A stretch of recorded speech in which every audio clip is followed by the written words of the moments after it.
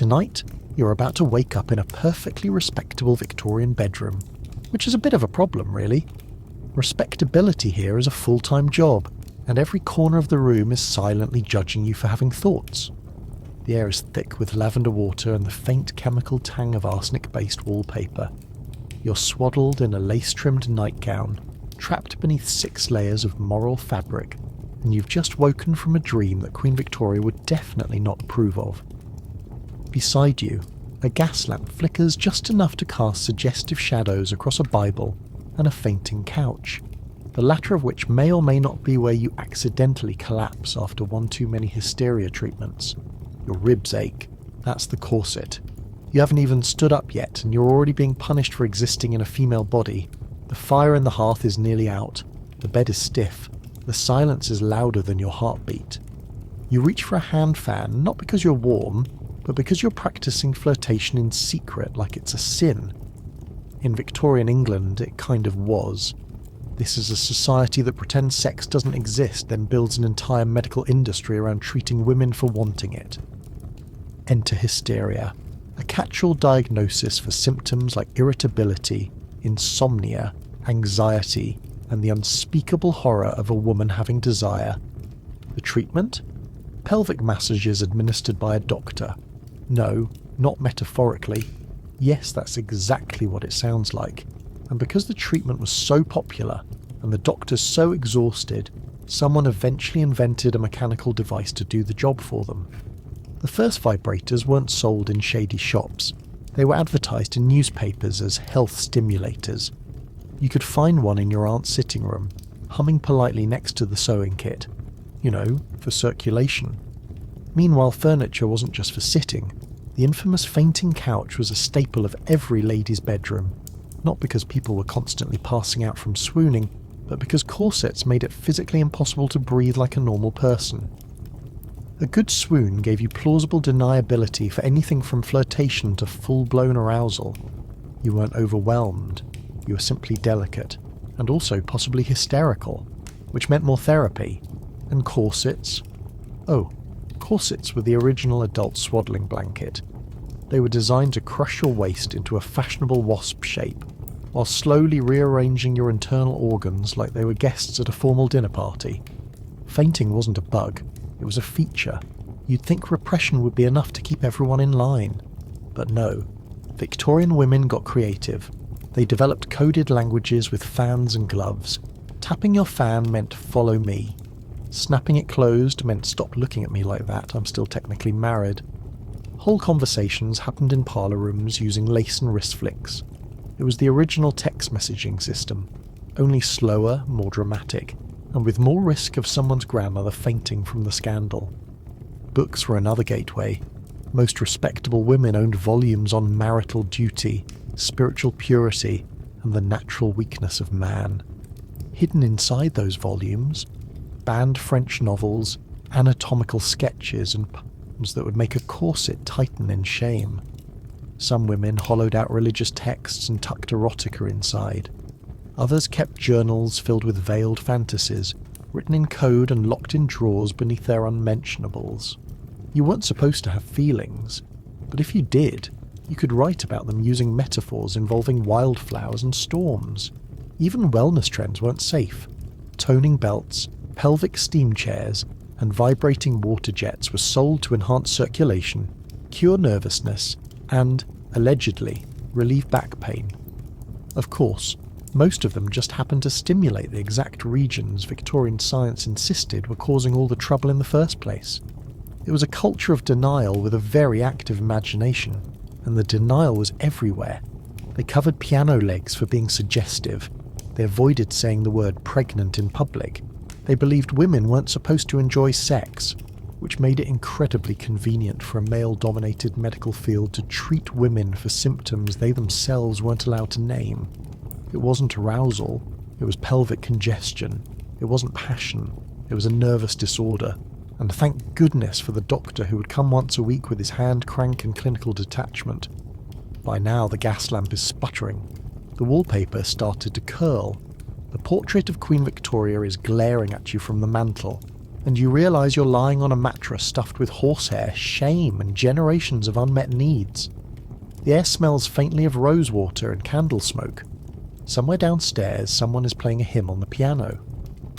But all you can think about is the faint buzzing coming from the locked drawer in the corner next to the family Bible. And this, dear listener, is just the beginning. Because while the bedrooms were full of secrets, the bathrooms were full of even stranger rituals.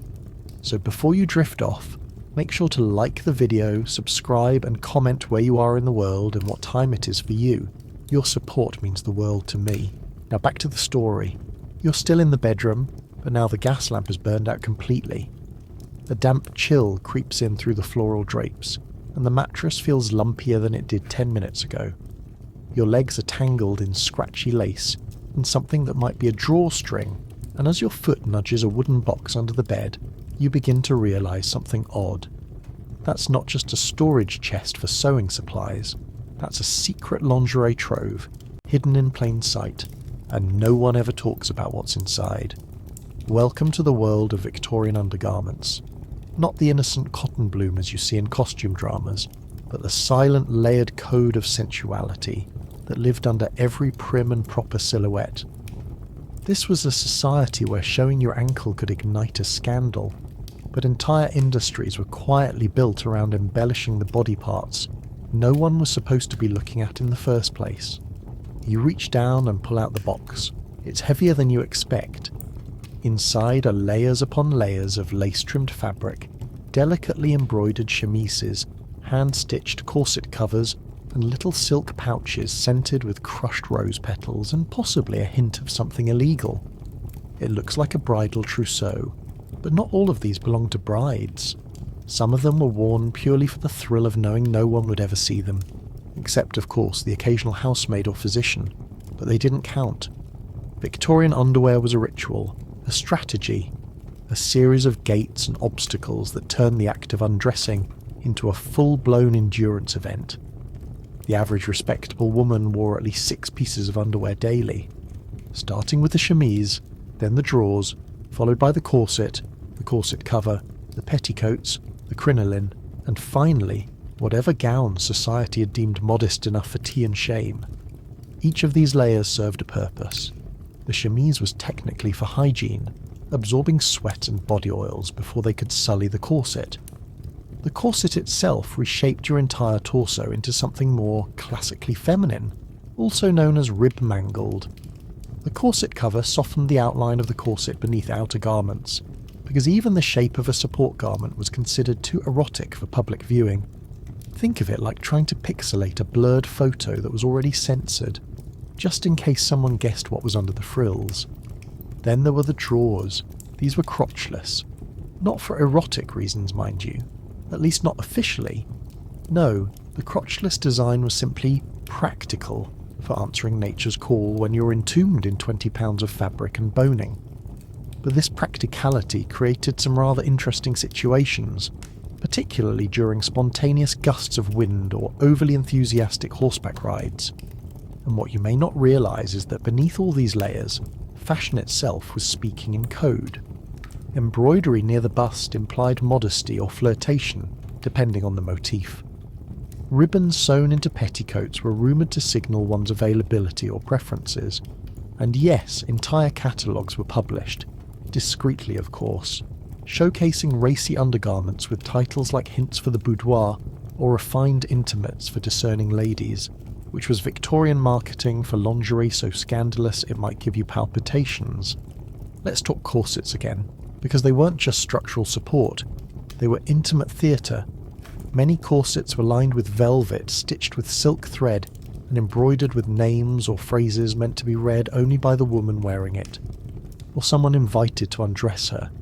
Some featured little hidden pockets.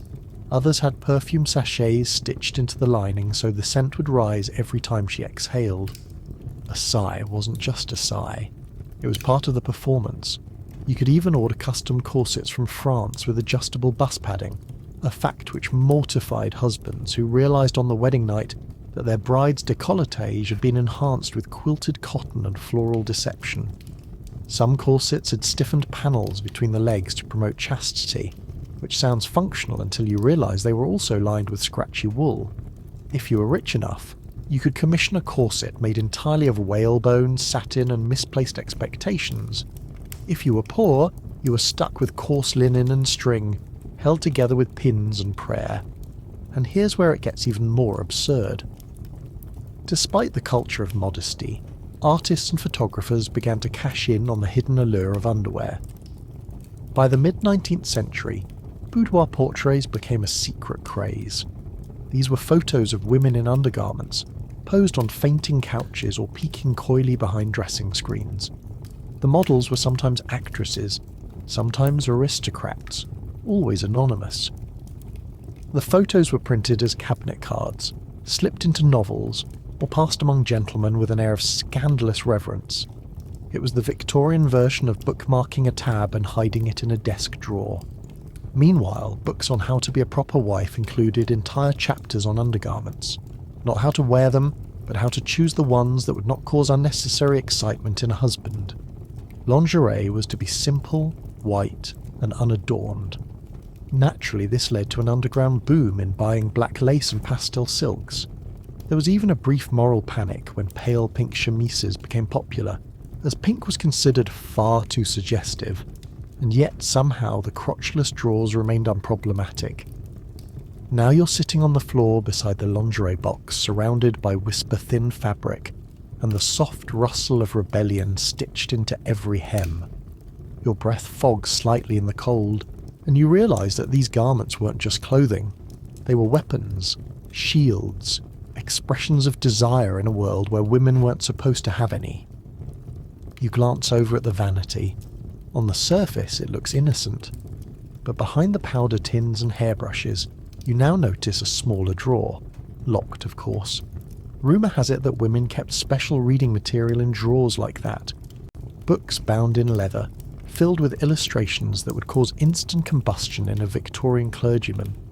They weren't always erotic. Sometimes they were just anatomical. But knowing what your own body looked like, that was already a crime in the eyes of society. The floor creaks as someone moves in the hallway outside. You quickly stuff the lace back into the box, close the lid, and pretend to be reading a Bible passage. You've memorised a few useful lines just in case. The room feels colder now, the walls heavier, but something inside you is wide awake. You smooth the nightgown down your legs and lie back. The gaslight flickers on its last breath. And just before you fall asleep, you wonder what tomorrow will bring. Because now that you've seen what hides beneath the lace, it's time to explore something even more absurd.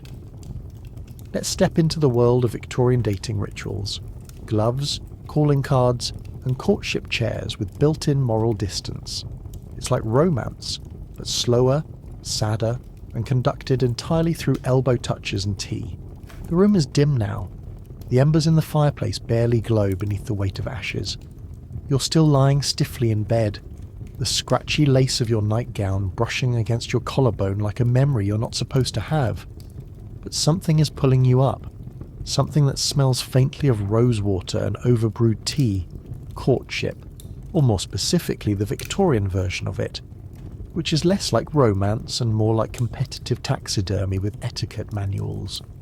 You sit upright, stretch slightly against the protest of your corset bones, and glance toward the parlour. There, framed in candlelight and stuffed with chintz, sits the battlefield of Victorian love. 1 chair, 2 people, and 14 unwritten rules of proximity that can ruin your reputation faster than a broken glove snap. Victorian courtship was not about passion. It was about performance. You did not flirt. You exchanged civilities. You did not touch. You brushed fingertips in a moment of polite calamity. The entire ritual was so layered in subtext that a raised eyebrow could qualify as a marriage proposal if timed poorly. The first thing you learn is that gloves are foreplay, not in the way modern minds think, but in the strictly Victorian sense of delayed gratification. Wearing gloves in public was standard for all respectable women. Removing them, that was an event. A woman slowly peeling off her glove in the presence of a gentleman was the 19th century equivalent of a striptease. Entire passages in etiquette books were dedicated to how many fingers should be revealed at once, how to let the glove hang delicately, and how to appear both coy and oblivious while doing it. The term glove flirtation wasn't even slang, it was official. Then there were calling cards, small paper rectangles embossed with a woman's name, sometimes lightly perfumed, always delivered with the decorum of a diplomatic summons. Dropping off a calling card at a potential suitor's home was not only acceptable, it was mandatory. But the timing, angle, and state of the envelope determined everything. A card folded at the corner meant she'd come in person. A card in an envelope with a sealed flap signalled formality. An unsealed envelope hinted at warmth. And if it had a tiny dot on the back, that meant come alone. In a society obsessed with modesty, this was downright scandalous. And yes, people collected these cards like Tinder screenshots for their private albums. If by some miracle you made it to the courting stage, congratulations. You've now been invited to sit in the courtship chair, also known as the tête-à-tête or gossip chair. It was designed like a moral Rubik's Cube. A two-person love seat with the seats facing away from each other but joined at the centre, forcing both individuals to twist slightly if they wanted to make eye contact. Physical contact was virtually impossible, unless of course someone accidentally dropped a handkerchief, or needed help adjusting a shawl, or became lightheaded from the sheer erotic pressure of eye contact. Furniture was not to be trusted. Every design was intentional. The distance between chairs in a drawing room was often arranged by the hostess to ensure no one could lean in too closely. Piano benches were inspected to ensure they couldn't accommodate two people without moral compromise. Even staircases were policed. A young woman walking up the stairs in front of a man risked everything. Not because she was exposed, but because her ankles might show. Ankles, those wildly arousing joints. You step into the parlour now. The wallpaper is a chaos of floral overgrowth. The furniture looks like it was upholstered with guilt. You sit on the edge of a high-back chair and imagine what it must be like to court someone under these rules. You'd spend weeks writing letters through an aunt. You'd attend chaperoned walks where eye contact was measured in milliseconds. You'd spend hours deciphering the meaning of someone tapping their fan 3 times. And then, just maybe, you'd be allowed to touch their elbow during a quadrille. Briefly, in full view of witnesses. Let's not forget the dance floor. Victorian dances weren't just social events. They were the only legal loophole for human contact. But even these had rules. A woman could not dance more than 3 times with the same man unless she was prepared to endure weeks of whispered gossip. Dance cards were issued. Chaperones hovered like hawks. The waltz was initially considered indecent due to its close body positioning, and early critics insisted it would lead to moral ruin and probable fainting, which to be fair it sometimes did. Even eye contact had regulations. You were allowed to glance at a suitor across the room. Once, twice was forward, 3 times was promiscuous, 4 times meant someone was about to summon a vicar. And yet, the yearning lived in every hesitation, every folded glove, every heartbeat skipped over a dropped fan. And then there was the parlour game loophole. These were games designed to pass the time during long evenings of polite boredom, but in practice, they became the only sanctioned way to touch someone without invoking scandal. Games like Blind Man's Bluff or The Minister's Cat allowed for brief physical contact disguised as fun.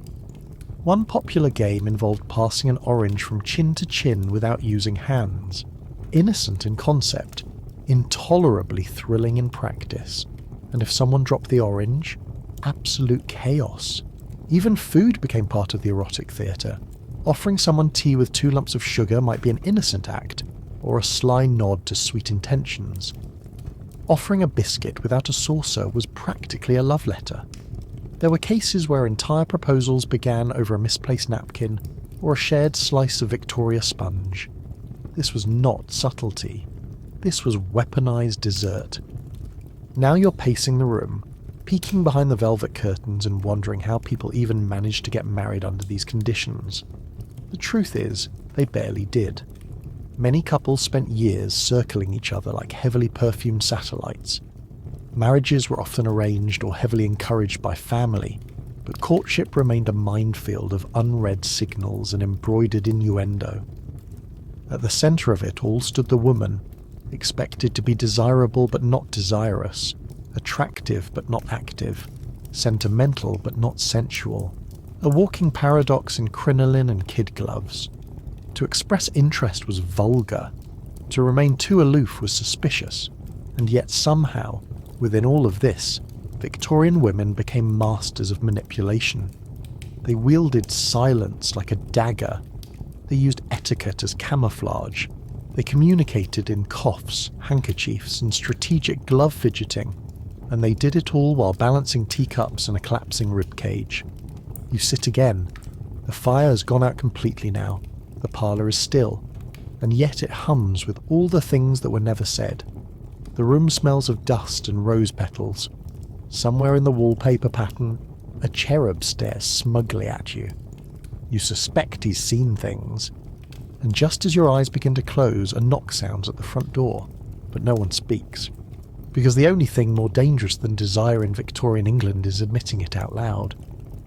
Next, you'll learn what happened once the gloves finally came off. The wedding night. A night so filled with dread, confusion, and conflicting instruction manuals that some couples never even figured out what to do. Lace, gaslight, and the absolute terror of suddenly being left alone in a room with your new spouse and zero helpful diagrams. The knock at the door has faded. The parlour has gone cold again, and now someone's lit a candle in the upstairs bedroom. You hear the creak of a bed frame, the shuffle of slippers, and the nervous clatter of a porcelain pitcher being poured into a wash basin. It's the wedding night, which, in a Victorian home, is less a moment of romance and more a collision of conflicting expectations, terrible advice, and sheets that haven't been changed since the Crimean War. You're standing in the corner of a heavily perfumed room, watching as two people who barely know how to hold hands are now expected to become one in the eyes of God, society, and a housekeeping staff who are absolutely listening through the wall. Neither person has been given diagrams. One of them thinks French kissing involves actual French. The other is clutching a pamphlet titled A Gentlewoman's Guide to Marital Tranquility, which is essentially just a list of ways to lie perfectly still while your soul exits your body out of sheer awkwardness. Victorian wedding nights were not romantic. They were ceremonial acts of confusion. Many women arrived at marriage with little to no knowledge of what was expected. The term marital duties was whispered in drawing rooms like a curse. Books written for women warned that the experience would be uncomfortable, possibly painful, but definitely necessary for procreation. Enjoyment was not on the agenda. It was practically considered suspicious. You glance down at the open pamphlet on the nightstand. It reads, "A wife's primary virtue is modesty, her second, submission. There is no third. Instead, there's a section on how to avoid eye contact while disrobing, and another on how to breathe quietly so as not to startle your new husband. If you were lucky, your mother might have offered a brief talk the day before the ceremony. If you were very lucky, it included at least one biological fact. Most of the time, it was a cryptic warning like brace yourself or it won't take long. Meanwhile, the groom's side of the experience wasn't much better. Men were often told that women had no real desire and that their duty was to perform their role quickly and without discussion. If the groom had no experience, the night was a shuffling comedy of misplaced knees, accidental elbowing and panicked prayer. If he had too much experience, it was scandalous. No one was supposed to be good at this. Practice was a moral failing. Victorian bedrooms reflected this tension. Marital beds were often high, firm and flanked by religious portraits. There was rarely a sense of privacy. Parents might sleep just down the hall, servants lurked behind doors, and thin walls ensured that everyone knew whether or not the marriage had been properly consummated. In some upper-class households, proof of consummation was required. Bed sheets might be inspected, a midwife might be consulted. In France, there were even cases of families demanding a blood-stained handkerchief as evidence, because nothing says romance like forensic linens. The worst part? The woman was expected to react appropriately. Not too much, not too little. Etiquette books warned that overt passion was unseemly. But being completely unresponsive suggested disinterest, which could be grounds for marital disappointment or worse. So many women perfected the modest sigh, the graceful wince, and the holy stare into the ceiling while quietly weeping. Some were told to repeat prayers in their head during the act. Others were advised to think of England. Now you're perched on the edge of the vanity, watching this whole ritual unfold like a tax audit in lace. You look around the room. There's a water basin, a hairbrush with someone else's initials carved into the handle, and a little silver bell used to summon a maid in the morning. The only thing missing is a sense of consent, comfort, or clarity. Everything feels more like an exam than an experience. Some brides were given honeymoon manuals. These were often self-published guides written by clergymen, physicians, or self-proclaimed moral experts. They had titles like The Wedding Night Made Easy, or A Christian Wife's Duties After Sundown. Inside were vague instructions, bizarre metaphors, and firm warnings to avoid anything French. Sometimes these guides described the process as a necessary hardship. Others insisted it was a spiritual sacrifice. One book even suggested that thinking pleasant thoughts during the act might reduce your risk of fainting. Another recommended cold compresses and immediate prayer. And if a woman failed to conceive after several months, the blame nearly always fell on her, regardless of whether her husband was gone 6 days a week, drank laudanum like it was cider, or had the bedside enthusiasm of a deflated tea cosy. Women were expected to produce children quickly, silently, and in regular intervals. If they did not, they were sent to doctors who examined their wombs using devices that looked like medieval torture equipment disguised as teapots. You pause near the bedpost, running your hand along the carved wood. Someone long ago scratched a heart into the frame, or maybe it's just a stain. It's hard to tell in the candlelight. Either way, the weight of centuries hangs heavy in the room. These weren't just awkward nights. They were nights that set the tone for entire lives. A bad wedding night could lead to decades of resentment. A misunderstanding could result in silence, shame, or worse. Some couples figured it out. Slowly, clumsily, with laughter and patience. Others never did. Entire marriages were built around separate bedrooms, social appearances, and a quiet understanding that physical affection was not on the menu. In extreme cases, women were institutionalized for showing too much sexual interest, or too little. Hysteria, frigidity, melancholia, all catch-all terms for things no one wanted to name but everyone wanted to fix. And yet, despite all this, whispers moved through parlours. Some women wrote letters to friends about their confusion or curiosity. Some sought out banned French literature or pagan fertility books. Others just stared at the ceiling and waited for menopause to rescue them from the expectation. The room is quiet now. The candle has burned low. The bride is lying still, eyes open, arms crossed like a martyr in a nightgown. The groom has retreated to the corner chair, rereading a pocket Bible for guidance. No one knows what to say. No one ever taught them how. You leave the room and step into the hallway. The rug is soft. The house is hushed. Somewhere below, someone is doing the dishes, and above you, another newlywed couple is about to begin the same awkward ritual, with the same lack of instruction, under the same suffocating expectations. But tomorrow brings something different, because while tonight was about fear and obligation, tomorrow opens the door to the strangest pregnancy advice you've ever heard. From corseted fertility teas to charts that blamed your baby's future on the angle of conception and the time of day you sneezed, the next phase of Victorian sexuality was just as baffling and far less helpful. The house still smells like candle smoke and someone else's expectations. You've left the wedding night behind, but the consequences are just beginning.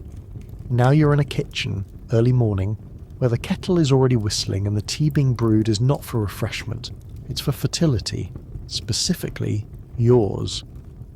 Welcome to the Victorian era of reproductive science, or rather, the complete and utter lack of it. You're about to enter a world where everything from your mood to your breakfast could be blamed for your failure to conceive. where herbal tonics were brewed by midwives and snake oil merchants alike, and where the phases of the moon were considered just as important as your menstrual cycle, which no one dared say out loud. The woman across from you at the table is holding a teacup delicately, pinky raised, sipping what smells like boiled sage and regret. This is a concoction she found in the Lady's Book of Domestic Remedies, a volume filled with recipes for everything from softening corns to summoning a male heir. The tea claims to warm the womb and align the humours, which in practice means it gives you cramps and makes you sweat through your petticoat before breakfast. Victorian fertility remedies often leaned heavily into herbal medicine. Mugwort, pennyroyal and motherwort were common ingredients, each promising miraculous results with side effects ranging from mild nausea to mild death. Some teas were meant to open the passages, others to encourage vital essence, and a few promised to produce twins if taken under a full moon while standing on dewy grass. None of this was scientifically tested. Most of it was handed down through kitchen gossip and handwritten pamphlets, and yet it was taken as gospel. You shift uncomfortably on a wooden stool and glance at the open notebook on the table. It's a fertility chart. Hand-drawn, filled with symbols and mysterious shorthand, it maps the female cycle using nothing but guesswork, folklore, and wishful thinking. According to this chart, the ideal time for conception is 2 days after your monthly purging, unless Mercury is in retrograde or you sneezed after sundown, in which case you must wait another 7 days and consult your physician, or possibly a clergyman. The Victorians were obsessed with the idea of timing. There were guides explaining how the day of conception could influence your child's temperament, moral compass, or career. Monday conceptions produced accountants. Thursdays gave you poets, Saturdays, criminals. Some guides went further, claiming that the direction of the bed and the material of your nightgown also impacted fetal health. Silk nightgowns allegedly created girls, cotton favoured boys. No one explains why. But these rules were whispered behind fans and included in letters passed discreetly between sisters. Even temperature was scrutinised. Rooms too cold could shock the womb. Rooms too warm encouraged sloth and unclean thoughts.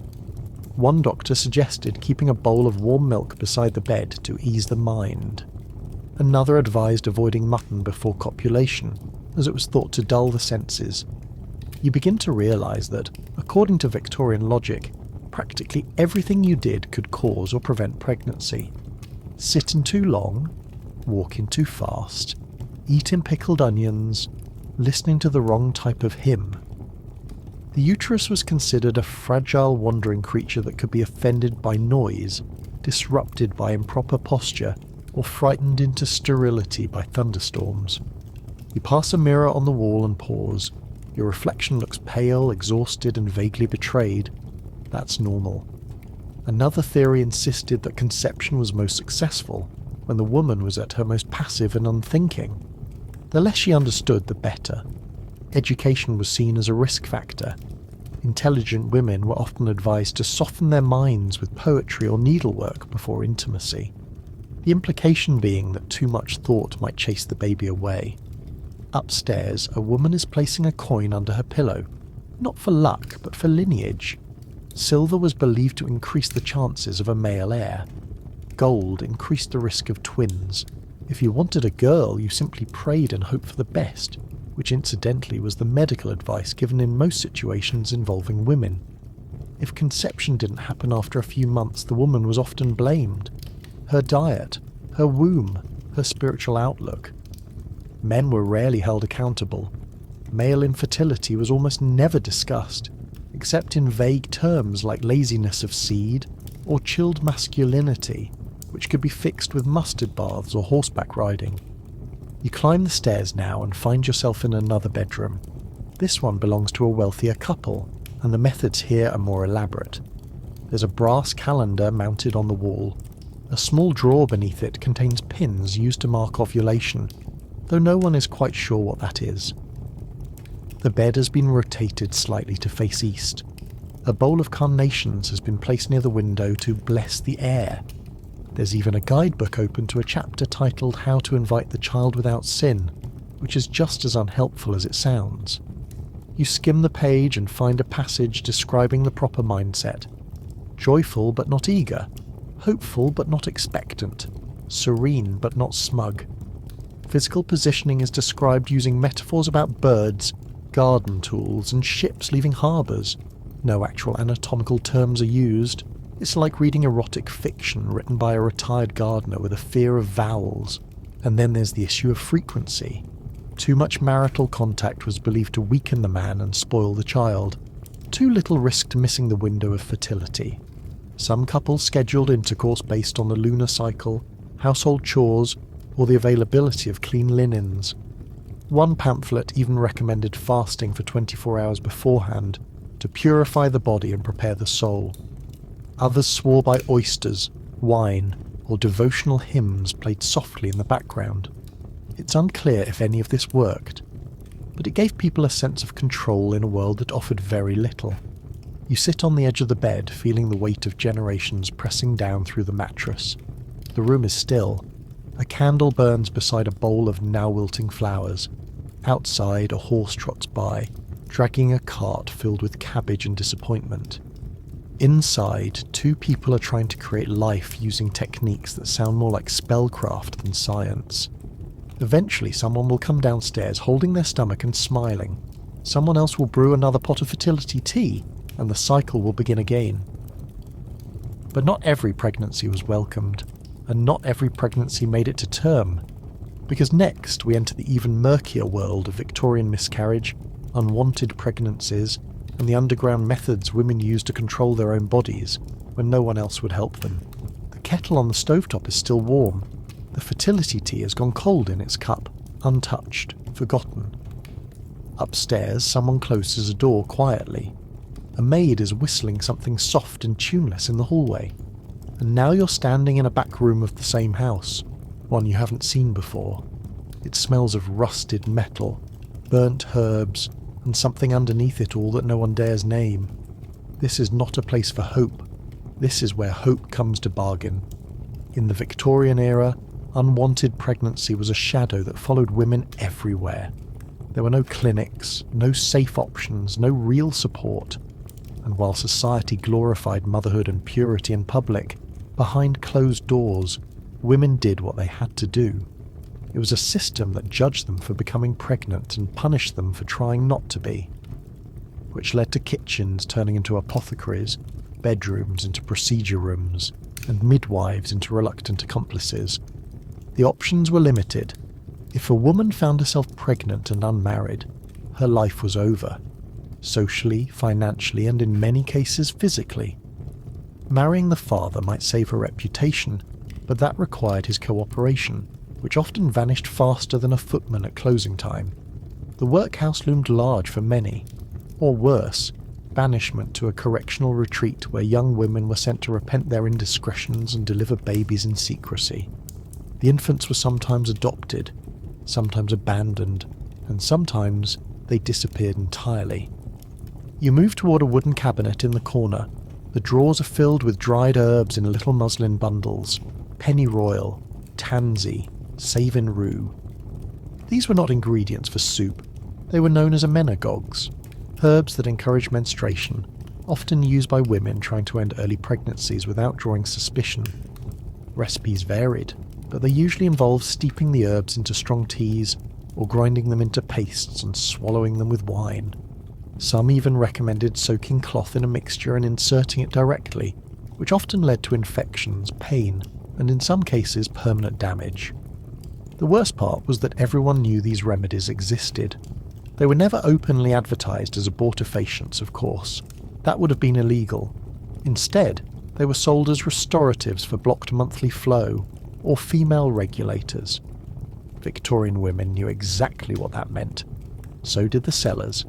It was a game of coded language and plausible deniability.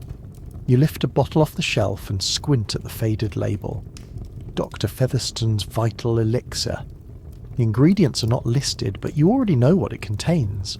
Opium, camphor, turpentine, sometimes mercury, sometimes powdered lead. Women took it anyway, because the alternative was worse. The alternative was childbirth with no support, no pain relief, no future. It was a gamble between poison and poverty. If the tonics failed, the next step was more invasive. You're now sitting on a rickety stool in a room with no windows and a stained bedsheet tacked to the wall for privacy. A midwife enters with a metal implement wrapped in cloth. There are no gloves, no anaesthesia. Just whispers, a locked door, and a bottle of gin to bite down on. These underground procedures were done in secret, often by women with no medical training, or by doctors who operated under fake names in rented rooms above butcher shops and behind dressmaker storefronts. The success rate was low. The risk of sepsis was high. Many women bled for days after, some never recovered, and yet they returned, again and again, because there was no alternative. No one was coming to help them. Not the church, not the law, certainly not their husbands. You hear footsteps in the hallway. You hide behind the door.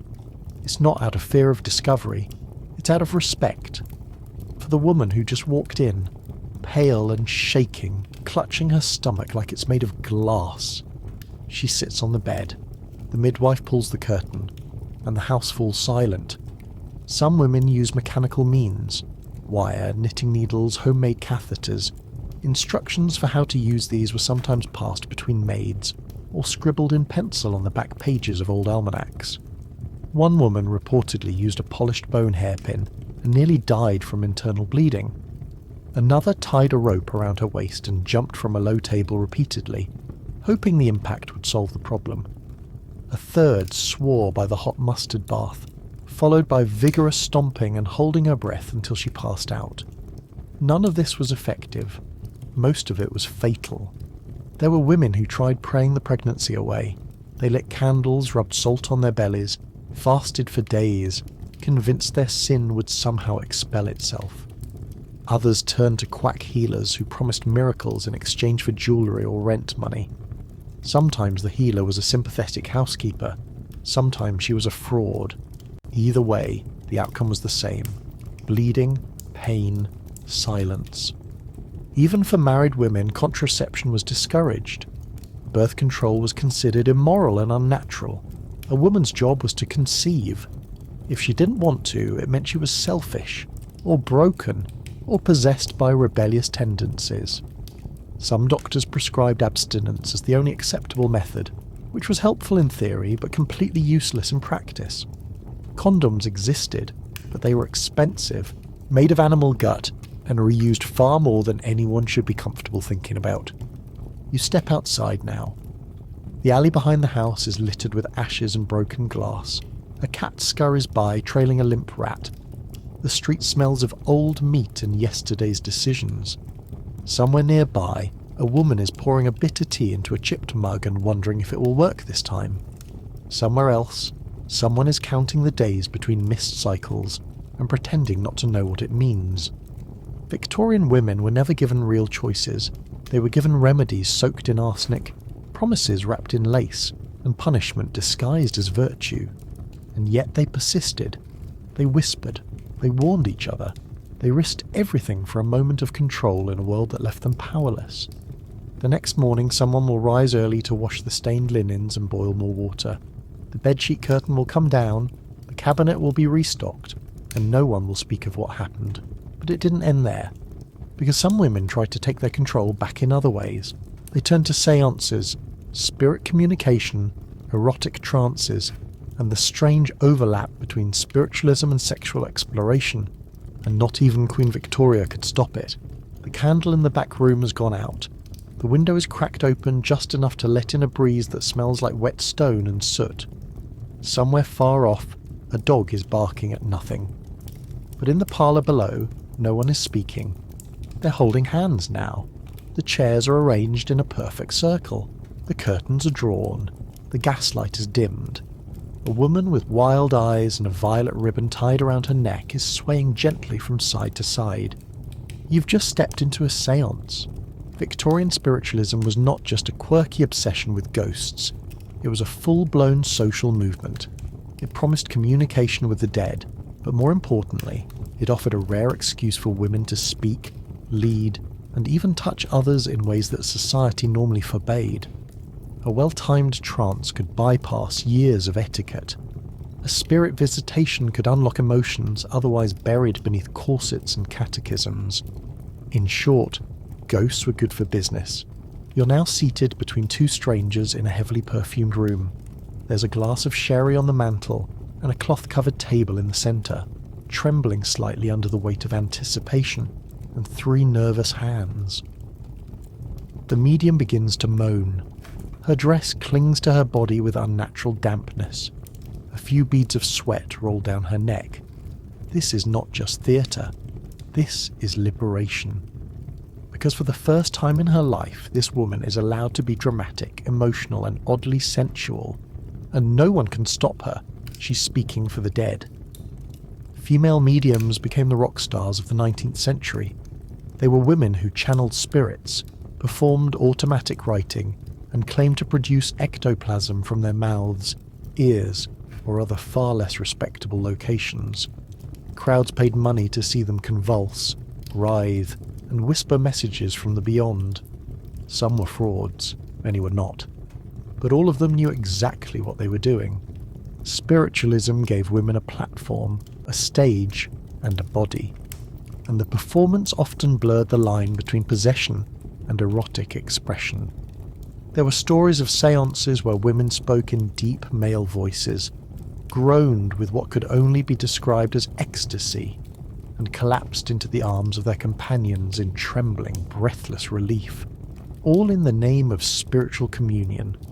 This was not something that could be done at tea. It required velvet curtains, candles, and the suspension of disbelief. And in that moment of suspension, something very real slipped through.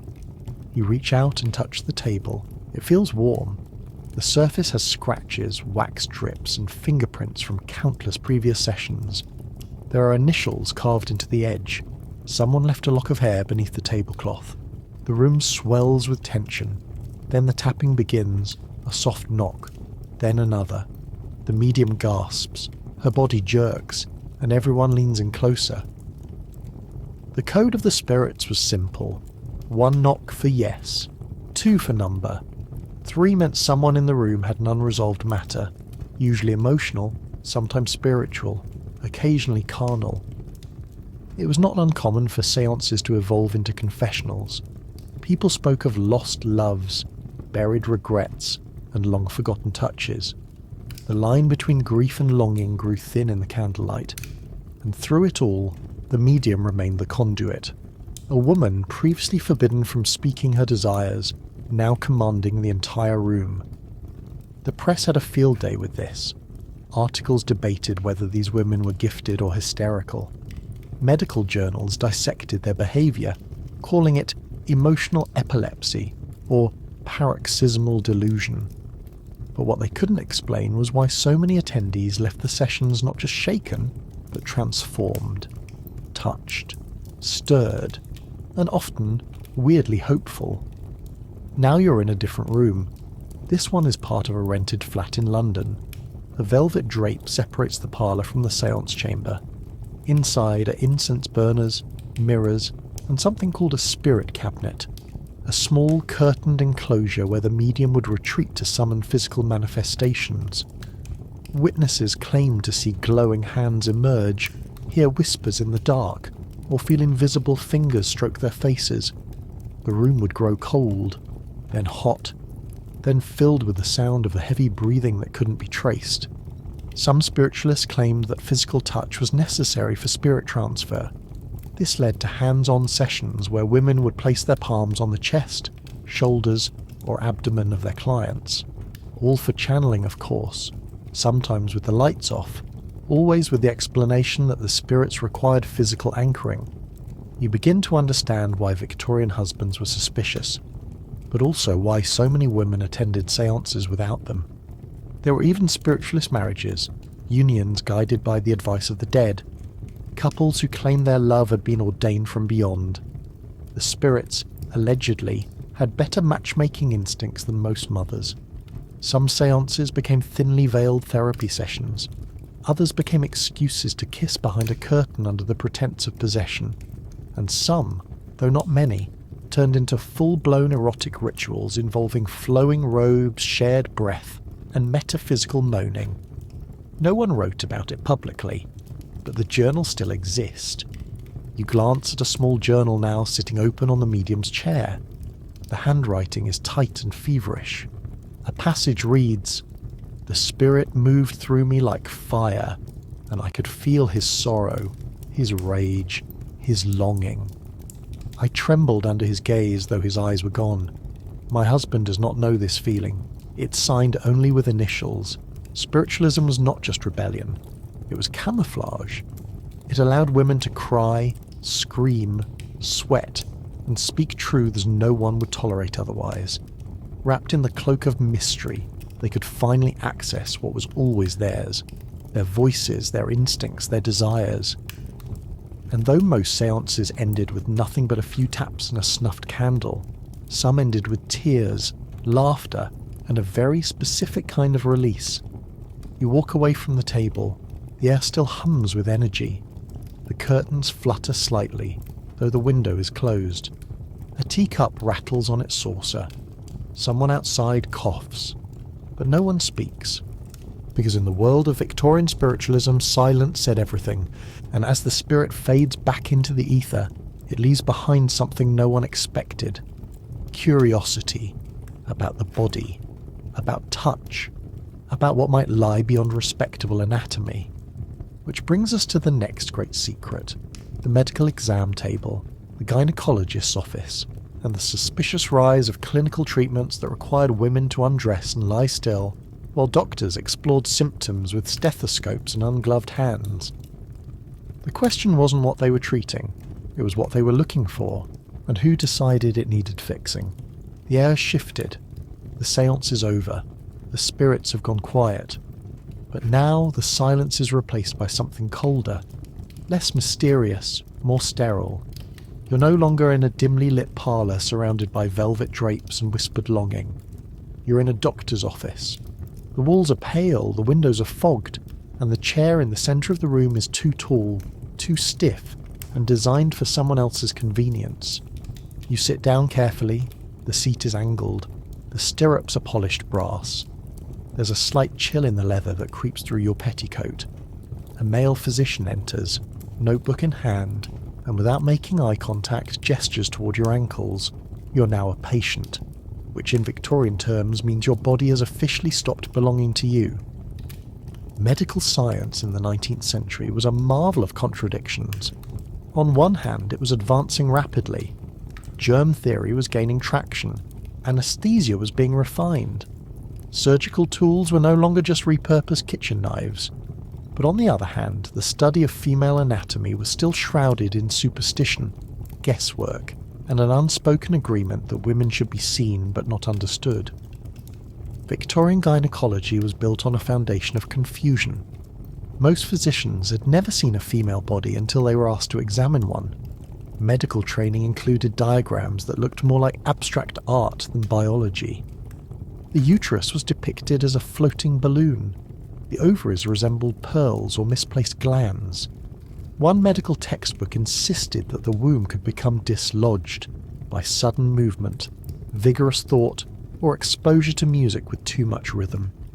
You shift uncomfortably as the physician begins his exam. There are no gloves. He's using a metal instrument that looks like a shoehorn married a fireplace poker. He calls it a speculum. It is cold, unlubricated, and inserted with all the delicacy of a man folding a map in a windstorm. The nurse standing in the corner is staring at the wallpaper. She will not speak unless spoken to. This is not unusual. Many Victorian women were diagnosed with imaginary conditions invented purely to explain their discomfort. Wandering womb syndrome was a favourite. The theory suggested that a uterus could travel around the body like a misbehaving pet, causing hysteria, fainting, and general insolence. The cure involved herbal tonics, marriage, or the occasional application of leeches to the inner thighs. No one could explain why, but it sounded scientific enough. The examination continues. The doctor jots notes like a priest writing down sins. His handwriting is illegible. The diagnosis will probably be one of the following: congestion, inflammation, congestion again, retroversion of the uterus, or excessive female passion. This last one is often treated with pelvic massage, performed in a clinical setting using either the physician's hand or one of the new mechanical devices advertised in medical catalogues. The patient is told to relax, the nurse is told to leave the room. In this era, gynecology became a socially acceptable outlet for male curiosity. Doctors could examine, prod, and record the details of female anatomy without consequence, all in the name of science. Women, especially upper-class women, submitted out of duty. They were told it was necessary, that it would help diagnose their moods, their pain, their infertility, or their unwillingness to fulfill their conjugal obligations. Often, they were not told what was being done. They were simply positioned, inspected, and dismissed. Now you're standing near the bookshelf scanning the spines of medical volumes. One is titled Diseases of the Womb, another Female Troubles and Their Remedies. A third claims to contain diagrams, though upon opening it, you discover that the illustrations have been drawn with such abstract vagueness they resemble angry balloons and melting snowmen. One figure is labelled the moist chamber, another simply reads sensitive tissue. You close the book and back away. Despite the growing popularity of gynecology, most women dreaded these visits. They were humiliating, painful, and rarely helpful. Examinations were often performed without consent or explanation. The language used to describe the female body was clinical at best and contemptuous at worst. The womb was labelled capricious, the vagina temperamental, the cervix stubborn. If a woman complained of chronic pain or irregular bleeding, she was often dismissed as emotional or unstable. Some were diagnosed with uterine fury or nymphomania, both of which could result in institutionalization or forced procedures. Yes, institutionalization. Women sent to asylums were sometimes admitted on the basis of reproductive complaints. One entry in a London asylum registry listed uterine trouble as cause for confinement. Another listed chronic irritability of the womb, which essentially meant the woman had expressed frustration. The treatments included cold baths, isolation, and in some cases surgical removal of the clitoris, a procedure some doctors advocated as a cure for everything from epilepsy to disobedience. You move toward the exam table again. It creaks under your weight. The instruments beside it are neatly arranged on a tray. Scissors, clamps, syringes filled with God knows what. Many of these tools were designed by men who had never experienced menstruation, childbirth, or even mild abdominal cramps. They were built for access, not comfort. Precision, not compassion. Inventions like the uterine sound, the curette, and the vaginal dilator were marketed to physicians as cutting edge, while women described them in private letters as violent and degrading. Yet the field kept growing. Gynecological exhibitions were held at medical schools. Models of the female pelvis were carved from ivory, then passed around lecture halls like curiosities. Some doctors kept detailed sketches, a few published them.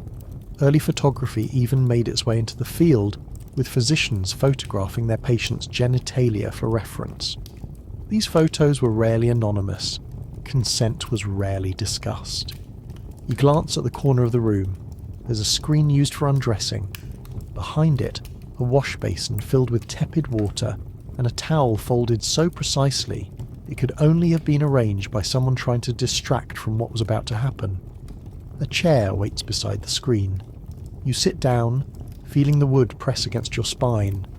You wonder how many women sat in this exact position, staring at their shoes, trying not to cry. But not all was hopeless. Some female doctors were beginning to emerge, challenging the field from within. Women like Elizabeth Garrett Anderson and Sophia Jex Blake pushed through barriers to open clinics run by women, for women. Their practices offered more respectful care, less invasive techniques, and actual explanations. These pioneers were mocked, blocked, and harassed by their male counterparts. But they endured. Slowly, change crept in. You rise from the chair. The room seems quieter now, more haunted than the séance ever was. You pass the exam table one last time. The instruments glint faintly. The window is fogged again. Outside, life continues. But inside this room, something lingers. The memory of every woman who was told to lie still, open wide, and say nothing. Now the door creaks open to another space. A cleaner space. A brighter one. But no less strange. Because the next chapter in this story is silkier, more perfumed, and far more public. Let's head into the parlour of performative innocence, where women wore chastity belts made of ribbon, joined virginity preservation societies, and treated their purity like a prize to be polished, displayed, and never touched. And the rules of keeping it that way were far more disturbing than you'd expect. You've stepped out of the doctor's office, but the scent of metal and misplaced authority still clings to your sleeves.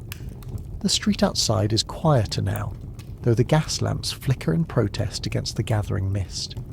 Your shoes click against the stone as you cross the threshold into a different kind of room entirely.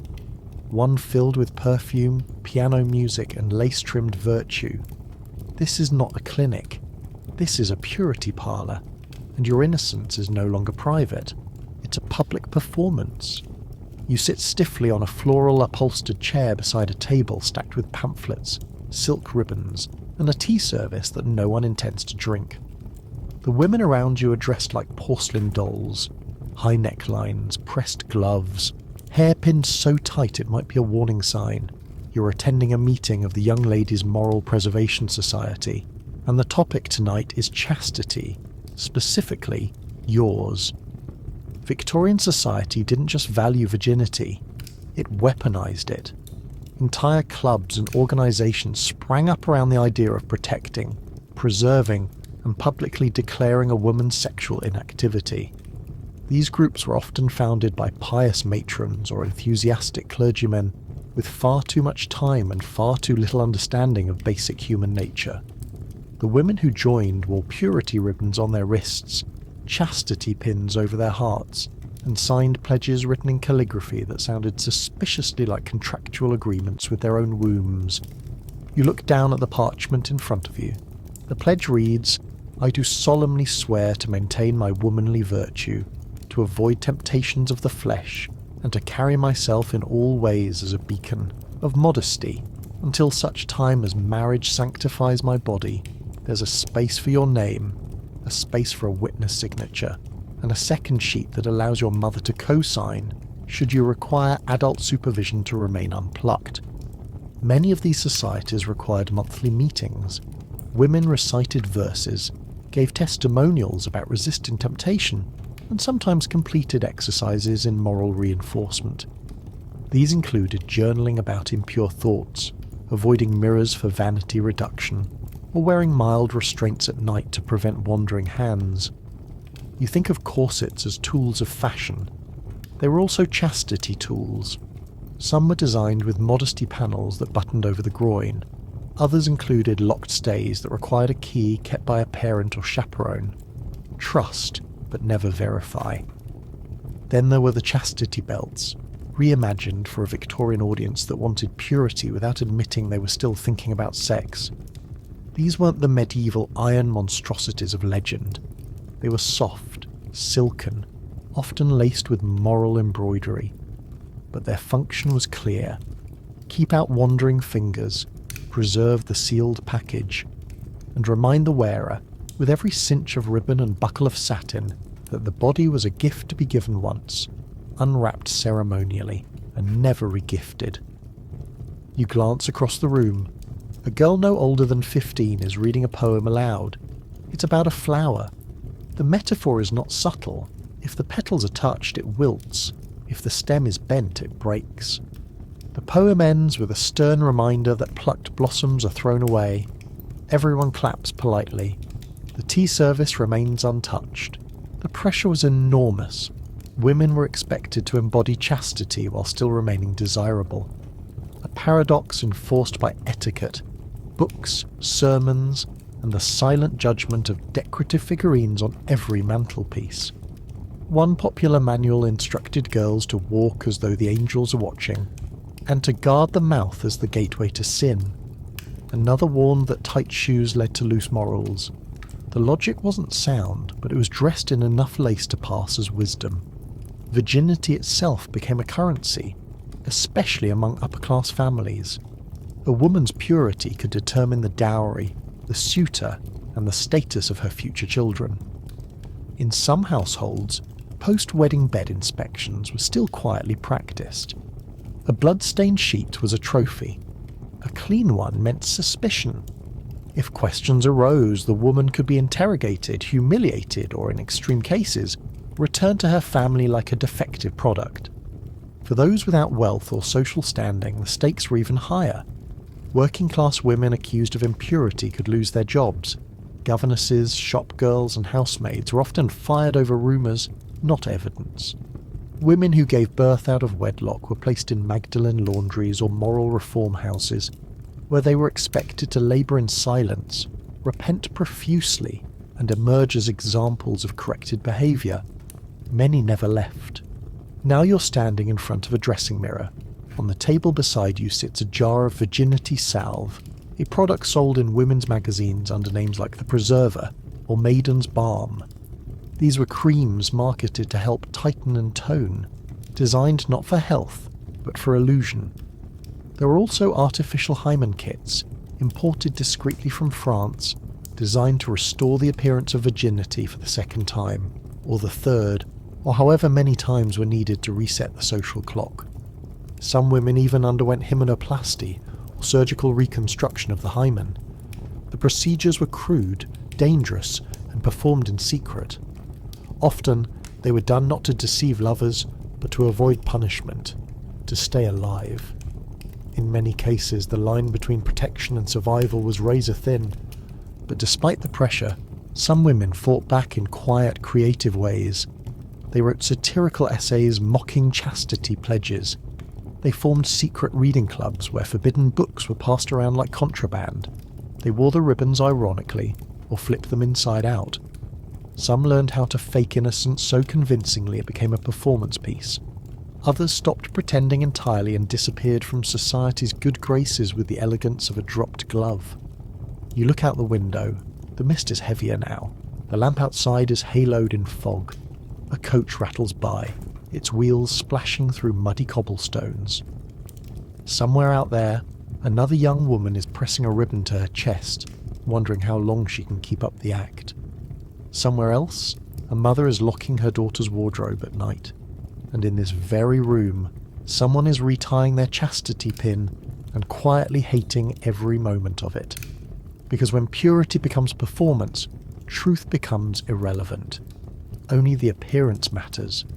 The next room is smaller, warmer, lined with velvet and soft light.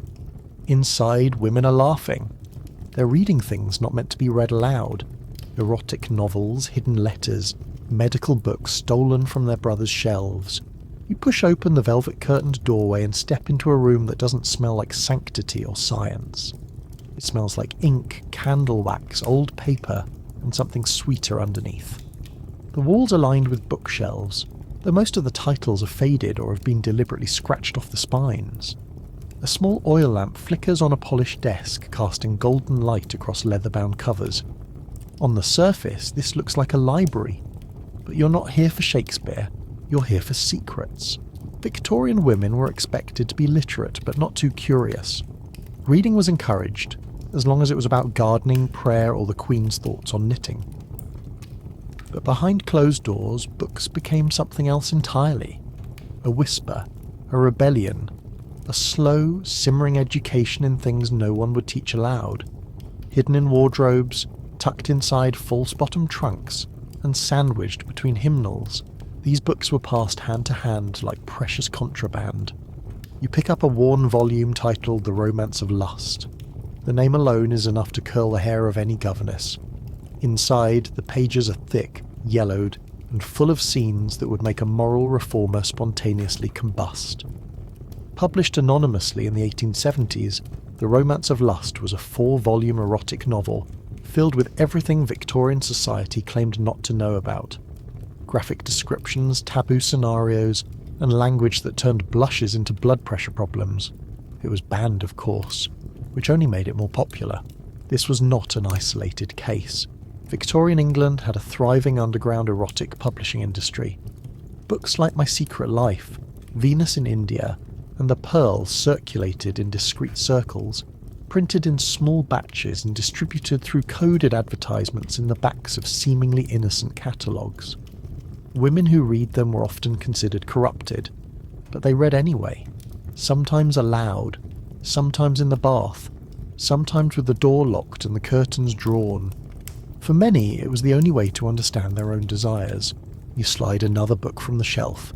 This one has no title on the spine. Inside are erotic illustrations, delicately etched with fine pen lines and surprisingly expressive anatomy. One drawing shows a couple in an embrace too scandalous to describe, surrounded by embroidered cushions and silk ropes. Another features two women on a chaise lounge, their bodies entwined with more accuracy than most Victorian textbooks ever dared to show. These weren't just fantasies, they were visual reclamations, and women collected them. The most popular illustrations came from France, where censorship was softer and the artists bolder. Victorian travellers often smuggled back small lithographs, calling them art studies or anatomical curiosities. Some women pasted them into journals, others kept them in sewing boxes beneath spools of thread. One woman, a duchess no less, reportedly had an entire wall of her dressing room lined with erotic prints covered by a velvet curtain. She called it her private gallery. These materials were not easy to find. Bookshops rarely displayed them. Instead, women acquired them through coded letters, discreet sellers, and housemaids with connections. Some pieces were sold wrapped in newspaper and delivered by baker's boys who had no idea what they were carrying. Others arrived in plain boxes marked educational pamphlets, a phrase that covered everything from romantic poetry to full-blown illustrated manuals on pleasure. But it wasn't just about the drawings. Women also wrote their own erotic fiction, quietly, anonymously, carefully, in diaries and letters never meant to be published. Some of these writings have survived. They speak of longing, confusion, delight, and rebellion. One journal entry describes the sensation of removing a corset slowly in candlelight. Another recounts a dream involving a footman and a garden full of rain. These writings were not crude. They were poetic, intelligent, and detailed.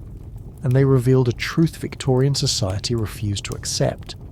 Women didn't just tolerate desire, they possessed it, shaped it, and sometimes turned it into literature.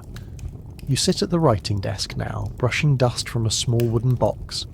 Inside are loose pages tied with twine. On the top sheet, someone has drawn a pair of lips, full and slightly parted. The handwriting below reads, "He touched my wrist and it echoed down my spine like thunder in silk." You don't know the author. No one does. She didn't sign her name.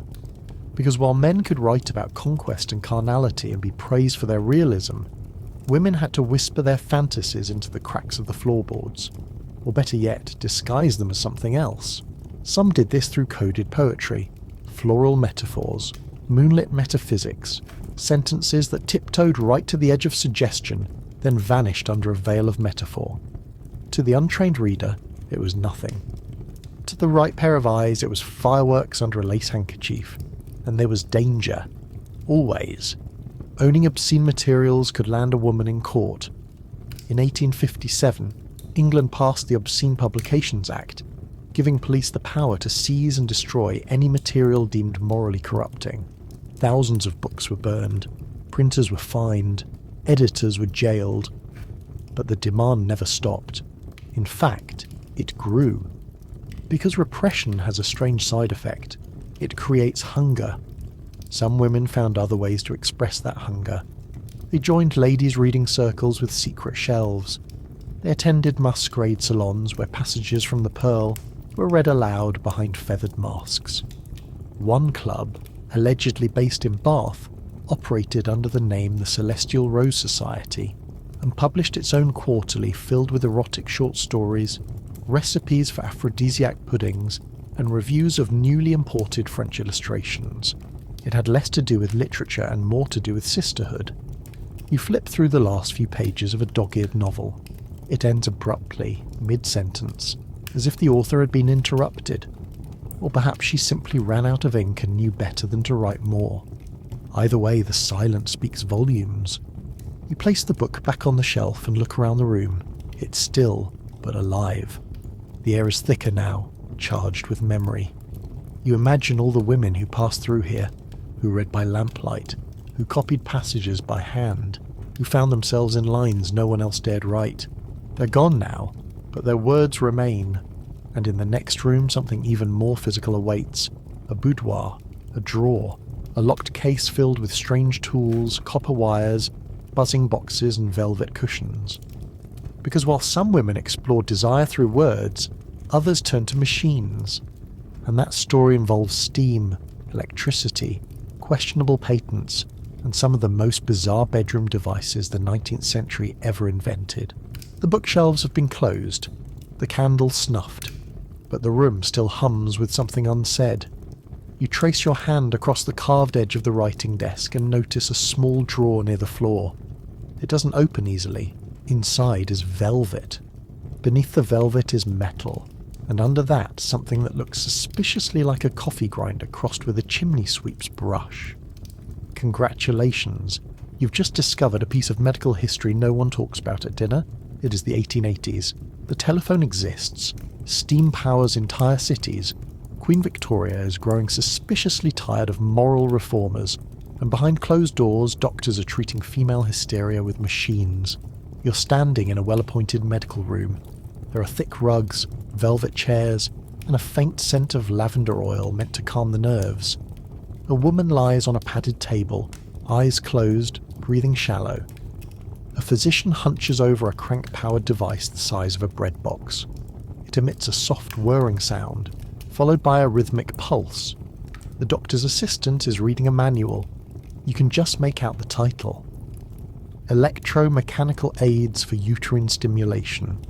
Hysteria, as diagnosed by Victorian physicians, was the catch-all condition for any woman who was tired, moody, overly emotional, uninterested in marriage, too interested in marriage, or possessed by any physical complaint not immediately visible to the naked eye.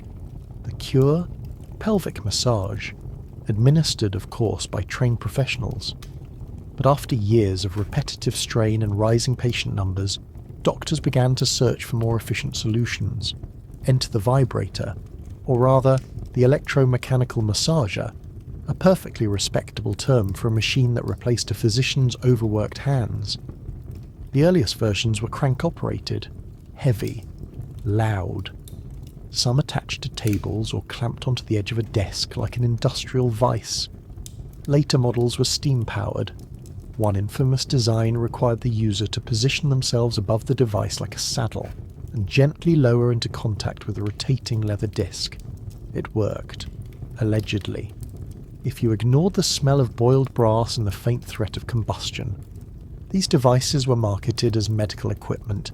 They were advertised in ladies' journals and pharmacy catalogues. Names varied. The Featherstone Vital Engine, the Nirvana Machine, Dr. Swift's Magnetic Invigorator. Instructions never mentioned pleasure. Instead, they spoke of circulatory improvement, relief of uterine pressure, or the stimulation of female nervous centres, which was Victorian for "this will make you feel better, but we will not explain why." You lift the small metal device from the drawer. It buzzes faintly in your hand. There's a hand crank on one side and a brass attachment that looks like a doorknob on the other. This particular model was advertised in 1893 as suitable for home or medical use, and came with interchangeable heads for various ailments. One for the spine, one for the temples, one shaped exactly wrong to be anything other than what it was obviously for. Women bought these machines, quietly, through mail order or from discreet vendors. Some were even gifted to wives by their husbands, who believed it would cure headaches, improve fertility, or make her more cheerful. And sometimes it did, just not for the reasons he assumed. There was a version built into a fainting couch, another disguised as a footstool with a hidden compartment. One more luxurious model was made of cherry wood, had an ivory handle, and came in a velvet-lined box with its own oil lamp attachment. It cost more than a year's rent for a maid, and was worth every penny according to one anonymous testimonial that described it as life-restoring in its intensity. Now you're in a bedroom. The wallpaper is soft pink. There's a writing desk near the window and a narrow closet filled with lace. But what draws your attention is the device sitting beside the vanity. It's not hidden. It sits boldly in the open, humming faintly, plugged into a wall socket recently installed for electricity demonstration purposes. Its cord trails like a leash. The woman in the room is adjusting the settings. She does not look ashamed. This was the quiet revolution. Because while Victorian society silenced conversations about sex, these machines buzzed beneath the surface. Women who had never been taught what their bodies could feel were now learning through vibration, through rhythm, through medical appointments that left them flushed and wordless. Some came weekly, some invested in their own machines, some shared tips at tea. Doctors, of course, maintained professional detachment. Some insisted they were treating congestion of the uterus. Others claimed it was purely neurological stimulation. One wrote in a journal that he had performed over 2,000 successful hysteria treatments, without once encountering what he called an undesirable outcome, which was a very professional way of saying, yes, I know exactly what this machine is doing, and no, I will never admit it in court. You flip through a physician's notebook now. It's filled with patient names, dates, and coded notations, asterisks next to certain entries, underlined phrases like required extended treatment or responsive to electrotherapy. One passage reads, Mrs. W, age 32, widowed, reports consistent post-treatment tranquility. Requests own model for home use. The doctor approved it. He even offered a discount. The evolution continued. By the early 1900s, the vibrator had become one of the first electrical appliances sold for private domestic use. It hit the consumer market before the vacuum cleaner, before the electric iron, before the toaster. It was sold in department stores, showcased in magazines, posed beside glamorous actresses in advertisements. The only catch was that it was never called what it really was. It was always for health, for vitality, for nerves, but never for desire. The irony is glaring. In a society that forbade women from knowing their own bodies, these machines offered access. In a world that defined virtue as stillness and silence, they introduced motion and sound. And in a culture where men controlled most aspects of female experience, women found power in a device that required no permission, no explanation, and no partner. You place the machine back into the drawer and close it gently. The hum disappears. The room quiets. But what it represents is still vibrating beneath the floorboards. And just when you think Victorian society couldn't get more inventive in its repression, you enter the dressing room, where layers of garments served as codes, corsets concealed carefully stitched rebellion, and lingerie, yes, the forbidden silk kind, became an entire unspoken language of seduction. The drawer closes behind you with a soft click. The room quiets, but your thoughts don't. Something about the hum still echoes in your chest, as if the air itself hasn't decided whether to settle. You move slowly into the adjoining dressing room, your fingers trailing along the floral wallpaper, brushing past hooks and folded towels until you reach the wardrobe. It smells like rose soap and cedar shavings. The mirror is smudged. The door creaks open.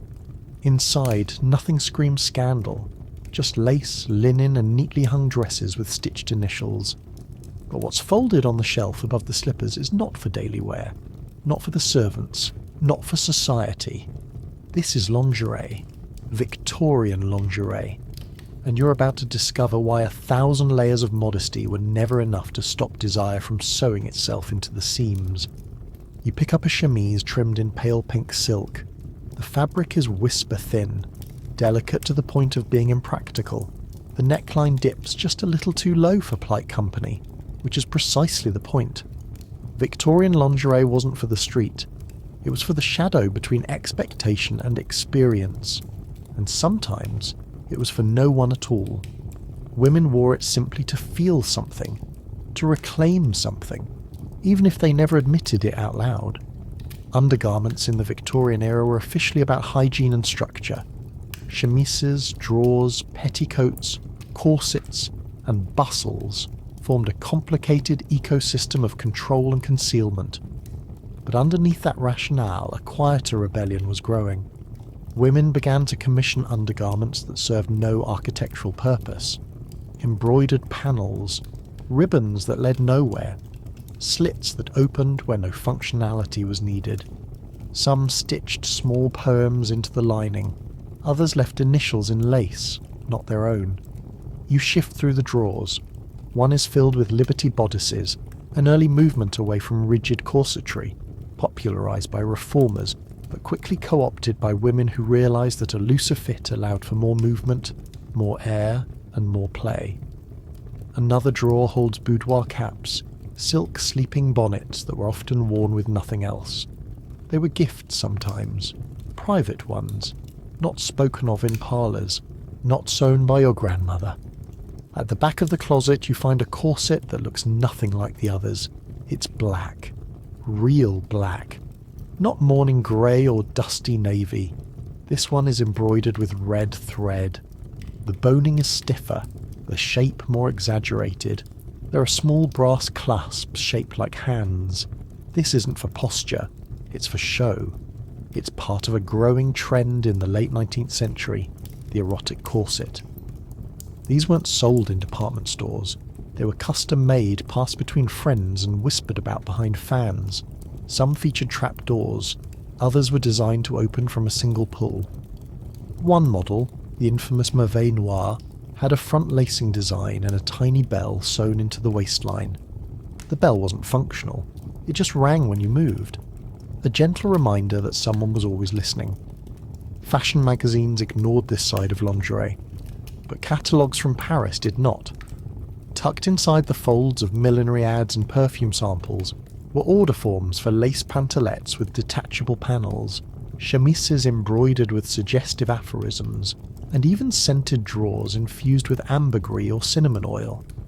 These items were not for public consumption, but they sold in volume.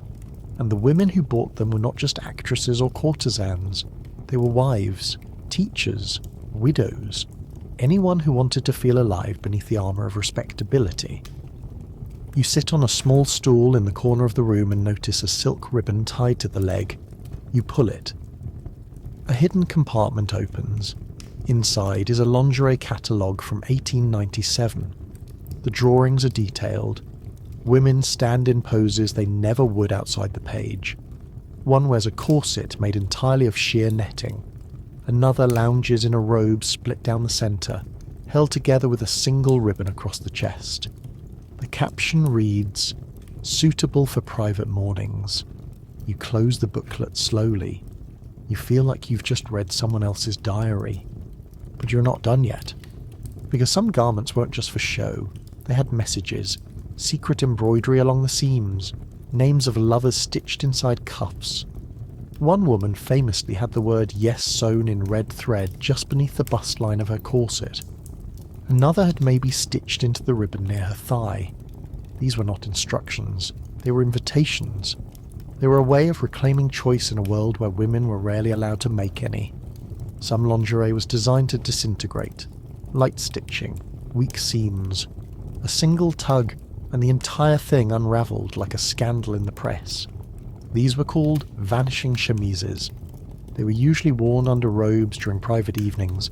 One design was cut so precisely that it fell apart if you bent forward quickly. It was marketed as the surprise of Paris. You're not surprised. There were even perfumed corsets. These were treated with oils before shipment, giving them a soft, persistent aroma. Violet, musk, sometimes vanilla.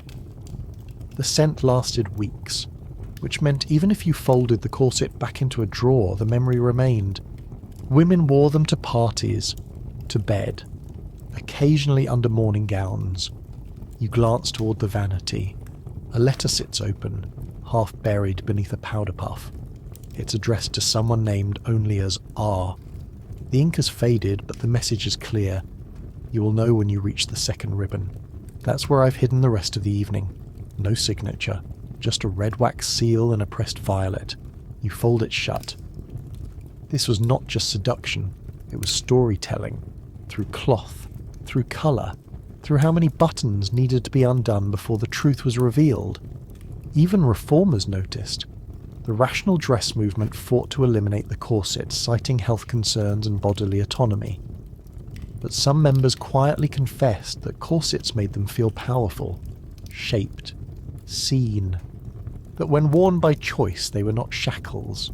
They were structure, a subtle resistance against invisibility. You stand and smooth your hands down your skirts. The room is quiet again, but it feels warmer, brighter, like you're not alone in here. The ghosts of laced bodies and whispered desire still drift between the sleeves and silk. Nothing scandalous is showing, but everything has been said. And now, as you leave the dressing room and re-enter the hallway, you hear laughter. Not polite laughter, real laughter. Loud, breathless. From a room full of women reading advice columns out loud and trying not to choke on their tea.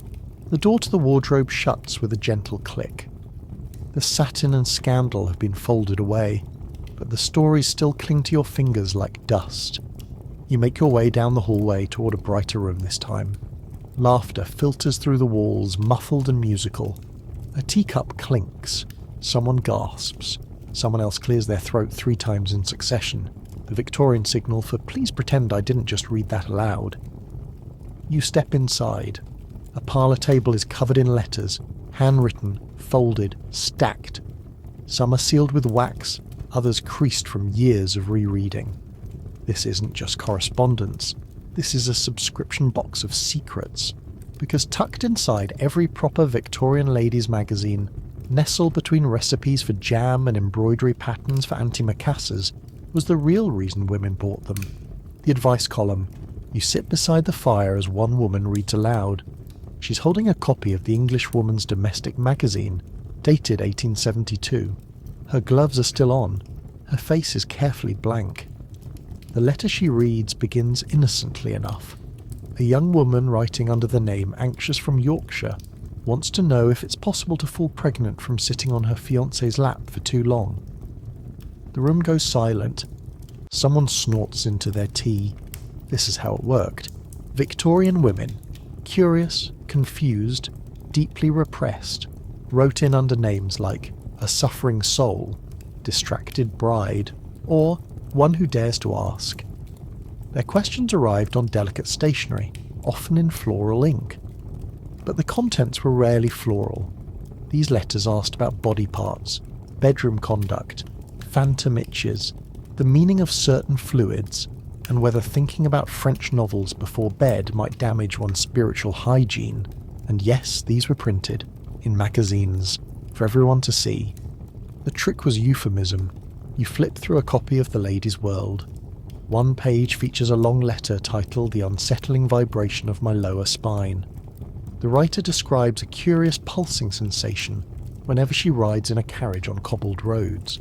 She worries it may be connected to the moral failings of her corset's previous owner. The editor responds, suggesting more moderate carriage speeds and possibly cold compresses applied with discretion. Everyone in the room knows what's really being discussed. No one says a word.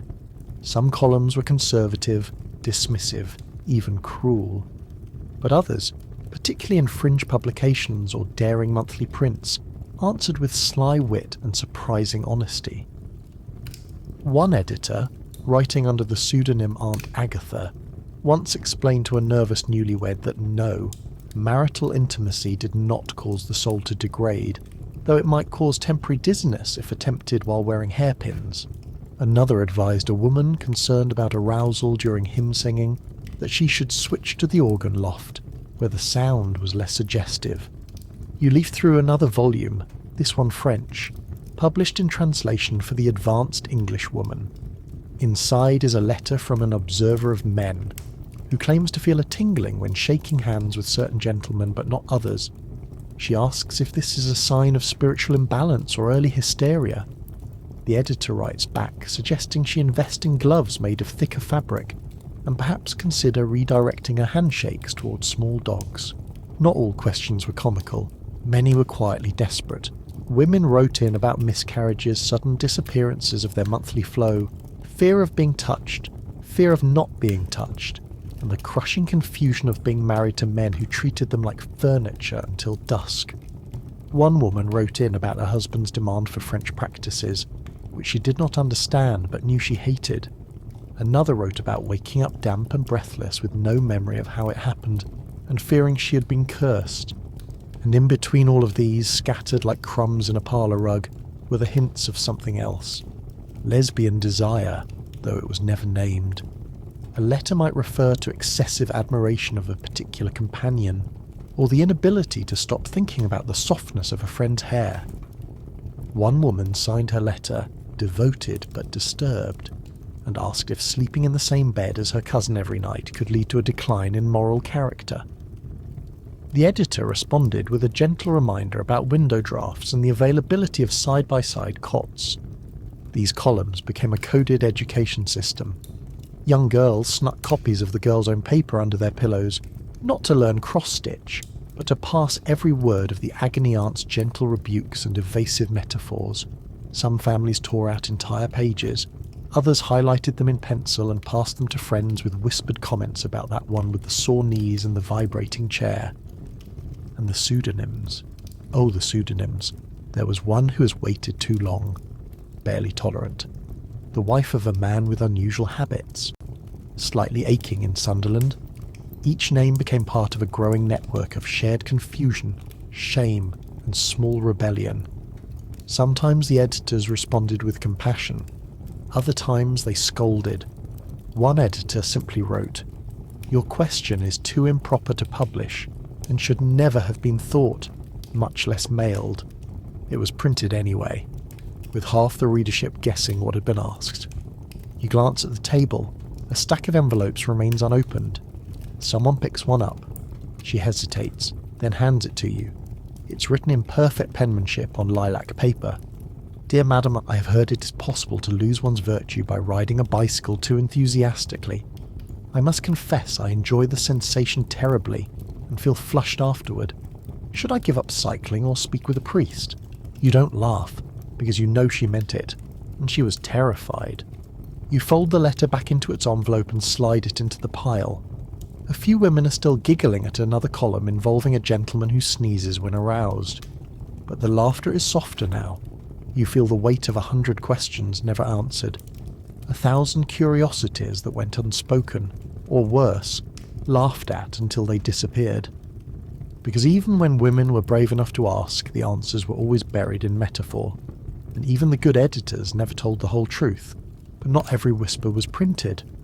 Some women took their questions elsewhere, past the editors, past the doctors, into the world of underground clinics, private diaries, and eventually, one very controversial woman who dared to say exactly what others only hinted at.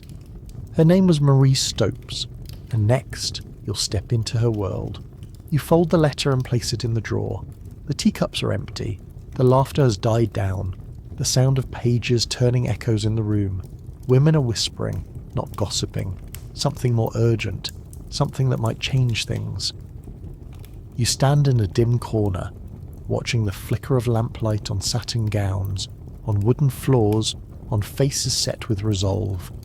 This is the moment when contraception stopped being just secret remedies and invisible desires. This is the moment someone spoke it, out loud. In 1918, Marie Stopes published Married Love, a manual so shocking it made polite society clutch pearls. It spoke of married couples, desire, companionship, and most controversially birth control, not as sin, not as moral failing, but as part of a happy marriage. You imagine the printing press in operation, the pressman greasy with ink, the type locked in case, the smell of fresh pages. The text described methods for spacing children, for avoiding conception.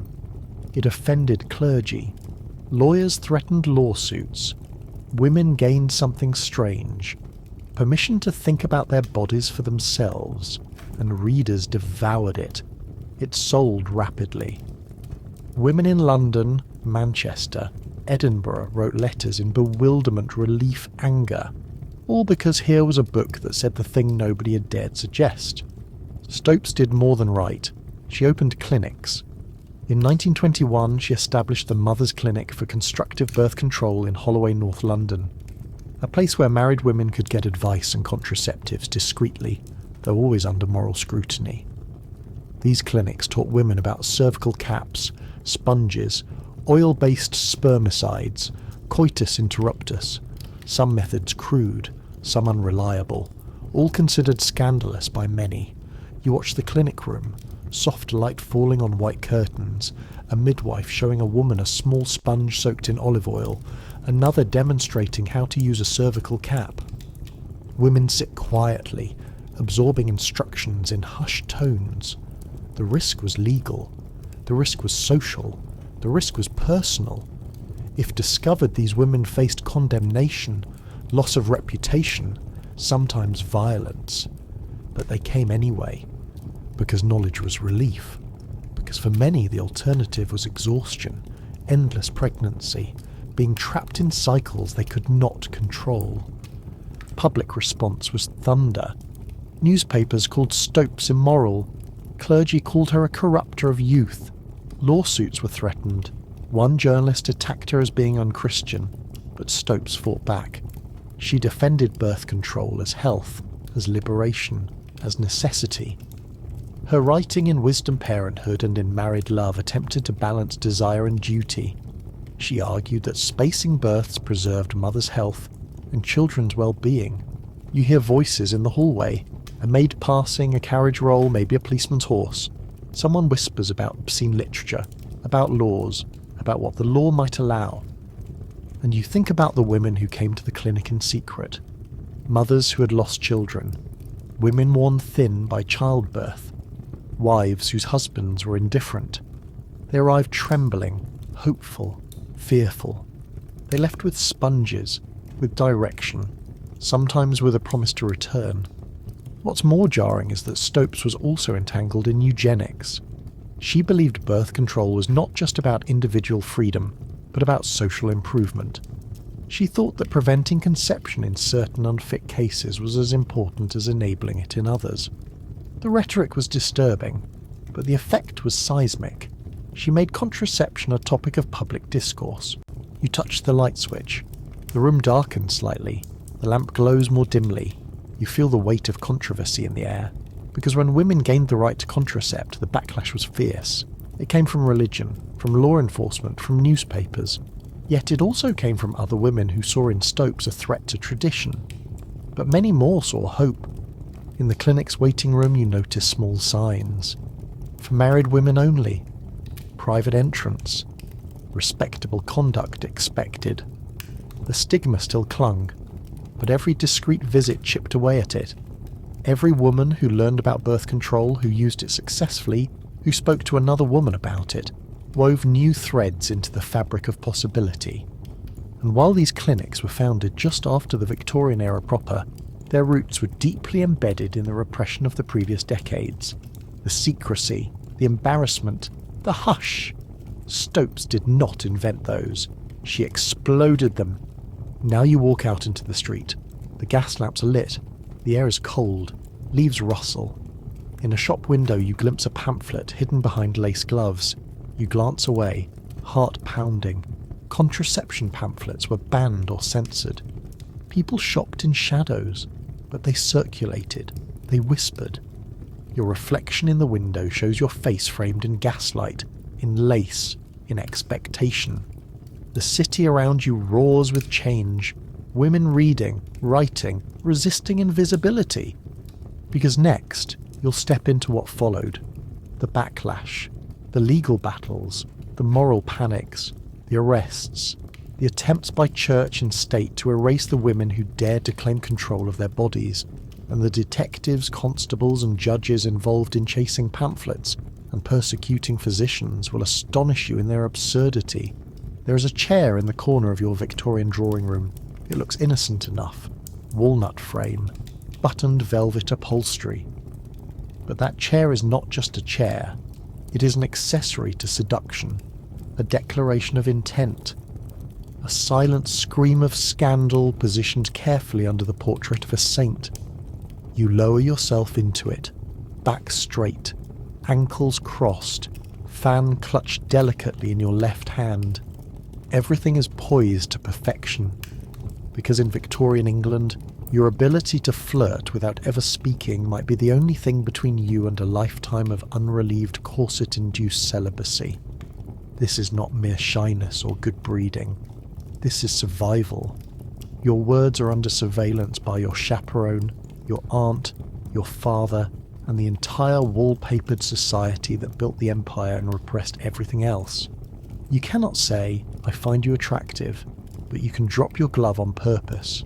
You cannot say, "Meet me later behind the orangery," but you can flick your fan in a specific direction. You cannot say, "My God, I am bursting with desire," but you can sit on the chair by the fern instead of the one by the piano. This was the world of Victorian courtship, where women developed an entire taxonomy of suggestive behaviour encoded in the tools of everyday etiquette. Entire manuals were written explaining how to wield your fan like a semi-automatic weapon of sensual implication. Close slowly. I am married. Opened with the left hand. You have gained my attention. Tapped against the chin. I would very much like to be kissed, but also please pass the lemonade because I'm about to faint from thirst and social pressure. Every movement was part of a silent grammar. If you were caught waving a fan too enthusiastically, you might as well have lifted your skirts. So instead, you learned to seduce through coded stillness. The slow unfurling of silk across your cheek, the deliberate dropping of a lace handkerchief, the choosing of the blue bonnet instead of the mauve. All of it was loaded, all of it was treacherous, and all of it was monitored by an unblinking society that could sniff out a veiled suggestion faster than a bloodhound on opium. The floral code was just as absurd. Known as floriography, it was a full-blown alphabet of carnal suggestion wrapped up in petals and stems. A yellow rose signified jealousy. A daffodil meant unrequited love. A sprig of basil implied hatred. And God help you if someone sent you a bouquet with lavender, honeysuckle, and red tulip. It meant, "I desire you, but only in the dark and with one shoe off." Even gardeners weren't safe. The wrong combination of begonias and foxglove in your front garden could get your daughter disinvited from every respectable tea gathering within 10 miles. Victorian women would memorise these codes like soldiers learning Morse. Flowers were tucked into gloves, hidden in reticules, and arranged like landmines in parlours. A single bloom pinned on a dress could invite a kiss, or destroy a reputation. This is what happens when a society makes sexuality so taboo that even petunias start looking suspicious. Of course, not every woman had the luxury of flirting. Some had to perform seduction from behind a lace veil of silence, while being auctioned off like a decorative lamp. The drawing room, you see, was not a room for drawing anything. It was a well-decorated prison of suggestion, where you were expected to sit on certain furniture with particular posture to imply your fertility, grace, or general non-insanity. There were actual courtship chairs, 2-person seats designed so that lovers could sit near enough to hear each other breathe, but far enough apart to keep the devil from squeezing in. These chairs had an angled divider, ensuring that no hips would accidentally brush. If one did, that moment would echo in the brain of the young couple for the next 3 decades. Furniture was dangerous. The settee was a war zone. If you placed your teacup on the wrong table, or heaven forbid allowed your skirt hem to touch a gentleman's boot, the consequences could ripple across your entire social life. You'd be talked about for weeks. Your aunt would faint. Your father would stop eating toast at breakfast. You might be married off early as punishment. Now let's talk letters. The Victorians didn't write love notes. They wrote sexual landmines disguised as scripture. A note folded a certain way meant, "Meet me tonight." A note torn at the corner meant, "I can't breathe in this corset, but I am yours." The ink colour mattered. Sealing wax colour mattered. If the letter was scented with lavender oil, it meant one thing. Rose oil, something else entirely. Almond oil? That was practically a Victorian sext. Even your gloves were not safe from this circus. If you removed them slowly, it was an invitation. If you removed them quickly, it was a rejection. If you slapped them against your palm, it was either a duel challenge or a marriage proposal. Frankly, it was hard to tell, but the point was every action meant something, and most of it was ludicrously overinterpreted by people who had not touched another human being outside of handshakes and accidental parasol collisions. All of this coded behaviour developed because Victorian women were not allowed to express desire. And yet, as history has shown repeatedly, repression breeds innovation. You end up with grown women writing passionate confessions on pressed flower petals and handing them over like they were receipts. You end up with sexual signals so subtle they could be mistaken for sneezes. You end up with entire generations of women mastering the art of erotic origami with linen napkins. Even silence had volume. If you stood in a room and didn't speak, that was a choice. If you looked away at a particular moment, you might as well have shouted, "I am yours," from the rooftop. The absence of speech became a kind of screaming, and in a world where even ankles were scandalous, a sideways glance had the impact of a full-on striptease. What makes this more absurd is that everyone knew what was happening. The men knew, the mothers knew, even the servants knew. But as long as the rules were followed, the illusion of purity could be maintained. It was like everyone was cosplaying innocence while secretly operating a complex underground network of glances and gestures that made the Pentagon look straightforward. Flirtation was exhausting. You had to carry fans, memorize flowers, fold letters like sacred scrolls, position furniture, wear the right gloves, breathe correctly, and never ever sit down too confidently. It was a full-time job just to get a maybe out of someone. And all for the prize of marriage, where you could finally admit that you had feelings and were not in fact a decorative fern with opinions. Some women rebelled. They wore slightly shorter sleeves. They wore perfume that was just a little too assertive. They chose lavender over lilac. These were not mistakes. These were acts of warfare. Sexual revolution disguised as fashion faux pas. Every deviation from the code was a whisper of freedom, a warning shot, a gentle middle finger held behind a lace fan. And yet, despite all this ridiculousness, the system worked. People fell in love. Affairs were had. Elopements were plotted in botanical shorthand. Even the most repressed societies cannot extinguish human absurdity. It leaks out through the cracks, through a dropped glove, a crushed violet, a smirk behind a fan.